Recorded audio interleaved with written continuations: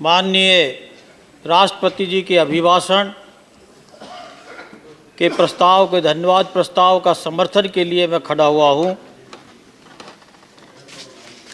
राष्ट्रपति जी के अभिभाषण में चर्चा हुई और चर्चा के अंदर और ये अभिभाषण का मतलब भी जो भी होता है कि सरकार ने 5 वर्ष तक और पिछले 7 महीने में क्या किया उसका एक प्रतिबिंब यहाँ पर आया है। लेकिन मुझे अफसोस के साथ में उपसभापति जी ये कहना पड़ रहा है कि 101 बिंदुओं के माध्यम से अभिभाषण के द्वारा जो भारत सरकार का नेतृत्व करने वाले माननीय नरेंद्र मोदी जी के नेतृत्व में जो कार्य हुए और वो कार्य मैं ये कहूँ कि ऐतिहासिक हुए, इसमें कोई दो राय नहीं है। एक के बाद एक और 101 बिंदुओं में जो भी बहुत संक्षिप्त में जो उल्लेख किया गया उसके वो तथ्यात्मक है, आंकड़े से साबित है और वो किए उन्हीं का बखान किया गया है। लेकिन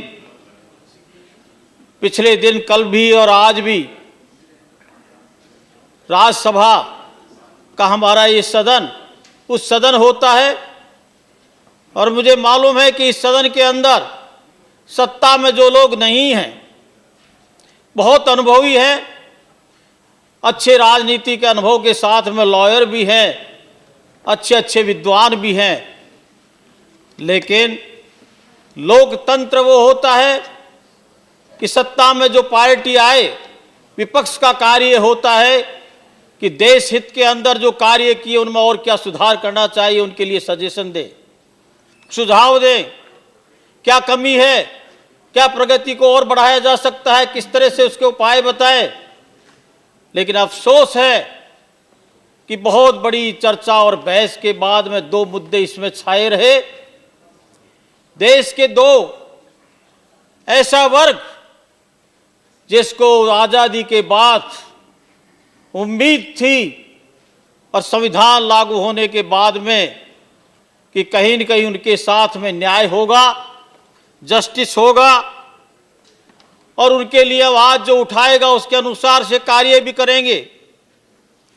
लेकिन अफसोस है उन लोगों को फिर भी भ्रमित कर किस तरह से किया जाए, भयभीत कैसे किया जाए, विशेष वर्ग के लोगों को, वो पिछड़े दलित वंचित उन समाज को यहाँ पर इस सदन के अंदर कहा संविधान को खतरा है, संविधान को रक्षा चाहिए, देश में एकता को खतरा है और एक धर्म विशेष के व्यक्तियों के लिए कहा और पता नहीं कितना कितना उनके लिए विशेषण उपविशेषण यहाँ पर लागू किए गए।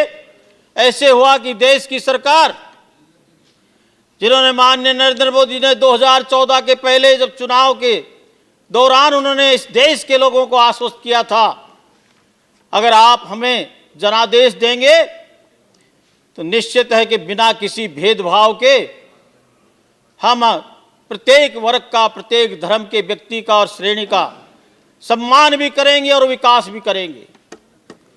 उन्होंने वादा किया था।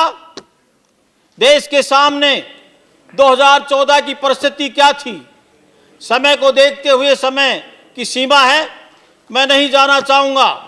2014 से पहले माननीय नरेंद्र मोदी जी की सरकार नहीं आई, उस समय देश के अंदर क्या हालात थे, निराशा का माहौल था। आर्थिक दृष्टि से देखें तो देश की स्थिति विश्व पटल पर क्या थी, भ्रष्टाचार चरम सीमा पर था।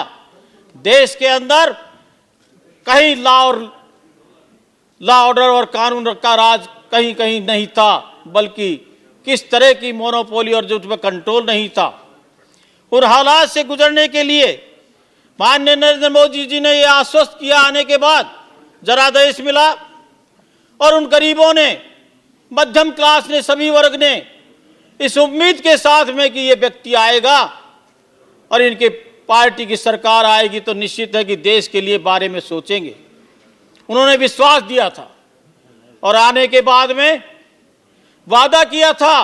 जो आज संविधान की जो बात करने के लिए यहाँ पर खड़े होते हैं, बहुत फक्र के साथ में, पता नहीं प्रधानमंत्री जी के लिए, भारतीय जनता पार्टी के लिए सत्ता में बैठे लोगों के लिए कौन कौन से उनके डिक्शनरी में शब्द छांट करके लाते हैं, जो निश्चित है कि सुनने वालों को भी शर्म आती है और देश के लोगों को भी अफसोस होता है। उन्होंने वादा किया था संविधान मेरे इस देश की आत्मा है, हम उसका सम्मान करेंगे, अक्षर से सम्मान करेंगे, देश की शासन की व्यवस्था संविधान के मुताबिक चलाएंगे, अक्षर से पालन करेंगे।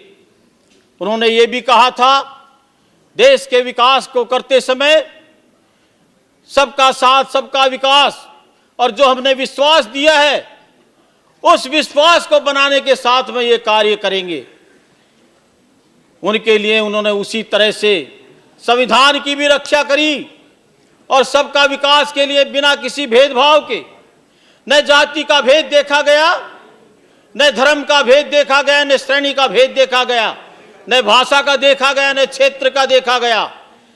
एक भारतीय संविधान की मूल भावना अनेकता में एकता के भाव को लेते हुए और हमारे जिन संविधान निर्माताओं ने जो सोच और दृष्टिकोण था उसका सम्मान करते हुए देश को आगे बढ़ाने का कार्य किया। एक के बाद निर्णय हुए, ऐतिहासिक निर्णय हुए। इच्छा शक्ति थी, राजनीतिक इच्छा शक्ति थी, देश का हित को सर्वोपरि रखते हुए देश हित में और जनादेश के अंदर वो निर्णय लिए गए। लेकिन आज 5 साल के कार्य को नहीं देखा गया। जनता ने देखा जनादेश, चाहे प्रत्याशी जनादेश देखा, लेकिन जो हमारे पूर्व में सत्ता में बहुत दिनों तक जिन्होंने शासन किया, जिन्होंने जिन वर्ग के लिए बधाइयां दी, उसी वर्ग ने उनको नकार दिया गया और वो सदमे में हुए और आज उनको हताशा के कारण अपनी भाषा में भी परिवर्तन हो गया। कहते हैं अभी 2 दिन में हुआ कि देश के अंदर जो हुआ उससे देश के टुकड़े हो जाएंगे, देश के अंदर एकता भंग होगी, देश में आग लगेगी, कोई फासिज्म, कोई हिटलर और इस तरह के बातें भी अपने मुंह से निकाल रहे हैं। दलितों की सहानुभूति प्रकट की गई है, हर पार्टी करती है। पिछले 3.5 साल का मेरा अनुभव है कि दलितों के नाम पर किस तरह से यहाँ पर बातें करते हैं। लेकिन मैं पूछना चाहता हूँ माननीय उपसभापति जी, आपके माध्यम से संविधान की रक्षा करी। बाबा साहब अंबेडकर जी ने जिस तरह से मेहनत करके अपना जीवन संघर्ष में करते हुए सामाजिक न्याय और आर्थिक न्याय के लिए लड़ाई लड़ी और अपने बौद्धिक बल से ज्ञान के आधार पर देश ने सुना, संविधान को बनाने में उनकी अहम महत्वपूर्ण भूमिका रही और उन्होंने ये संविधान दिया। एक के लिए नहीं दिया, पूरे देश को बांधते हुए संविधान की 395 धाराओं को देखते हुए उनमें मेंशन किया।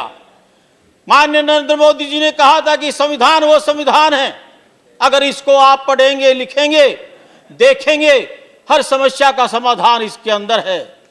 और बहुत दिनों से इस देश के लोगों की मांग थी और विशेष रूप से उनकी मांग थी जिनके लिए विपक्ष में बैठने वाले आज भी कहते हैं कि दलितों का शोषण हो रहा है, दलितों के साथ में अन्याय हो जाएगा, हमारे मुस्लिम भाइयों के लिए बहुत कुछ अन्याय कर दिया गया है।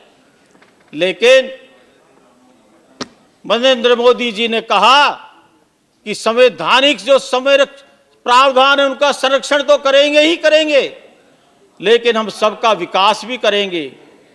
उन्होंने संविधान दिवस 26 नवंबर 1949 को संविधान लागू हुआ 26 नवंबर, और उन्होंने 2015 में 125वीं जयंती के उपलक्ष्य में संविधान दिवस घोषित किया। उपसभापति जी, क्यों किया संविधान दिवस पर? ये देश को जो भ्रमित करने वाले लोग संविधान को पढ़ें, उसके प्रियम्बल को पढ़ें, उसके आर्टिकल्स को देखें, उसके फंडामेंटल राइट्स को देखें, उसकी ड्यूटीज को देखें और उसके बाद में संविधान की बात करें। लेकिन हमें अफसोस ये होता है, संविधान को पढ़ने वाले, इस सदन में बैठने वाले भी कहते हैं कि संविधान को खतरा है। क्या संविधान के लिए जो प्रोटेक्शन दिया, दलितों की मैं बात कहना चाहता हूं। हमारे सम्मानीय विपक्ष में बैठने वाले लोगों ने कहा आरक्षण खत्म कर दिया गया है, नहीं सर, मेरे को शायद 15 मिनट दिए, हमारे पास लिखा 10 मिनट है। दो 4 मिनट बस होगा। नहीं 2-4 मिनट नहीं, 2-1 मिनट में बस 2-4 मिनट। मैं बहुत कुछ समय कहना चाह रहा 2 था। मिनट। आरक्षण के मामले में देखा जाए, प्लीज, आरक्षण का मामला में प्रोटेक्शन किसने दिया?